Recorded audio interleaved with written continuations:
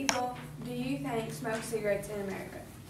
According to NationMaster.com, 17.5% of Americans are daily smokers. Using the most recent census information, that percentage is roughly about 55 million people that smoke daily in America. Also, according to the CDC, 25.2% of Kentucky adults 18 and older are cigarette smokers as well. That is 822,000 individuals in our own state. Do those people realize what they are doing to their bodies and putting into their bodies?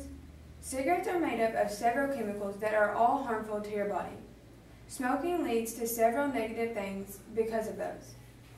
For example, according to the Centers of Disease Control and Prevention, cigarette smoke causes more than $193 billion in health and lost productivity in America. Also, secondhand smoke causes more than $10 billion in health care expenses. Smoking is leading for the most preventable deaths in America. Because of the statistics that I have stated, and because of the endless health problems that can occur from smoking, I agree with the smoking ban. I also agree with the smoking ban because of the risk it causes to others besides the smoker themselves with the secondhand smoke. The ban will help to protect others that do not choose to smoke and protect them from the health risks potentially caused by the secondhand smoke of the cigarettes. These risks include possibly getting lung cancer, which can take your life, or even having emphysema, which can make your life be miserable. Others, perhaps the smokers, would say that it is a person's choice of whether or not they should be able to smoke, which is true, but this ban does not say that you cannot smoke, period. Just not in public places, such as restaurants, which is where the smoke would affect others. A solution to the smoking ban would be to have public smoking places.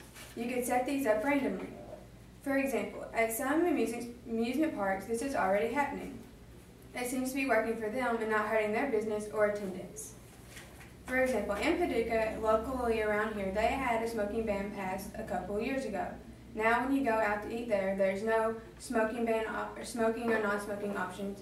All restaurants are non-smoking. Everyone eats together and it's not a problem, and no one else is aggravated by others, and the smokers aren't aggravated with others, and vice versa. Everything's the same, and there's no smoking to interfere while you're eating. Also, at Holiday World, where my family goes, they have smoking pavilions set up.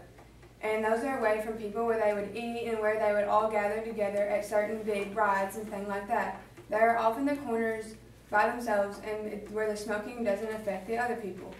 They have their own trash and everything to where they don't have cigarette butts placed everywhere and getting trashed everywhere. So why couldn't the local businesses have a policy that you could use to smoke outside, where you wouldn't harm or disturb others, like those designated areas? I think that would be the best option to idolize the smoking ban. I believe the smoking ban is a positive change, and I think the way to help the smoking ban is to be more acceptable and make it more effective. This is to encourage others to stop smoking or even to smoke in a non-public place.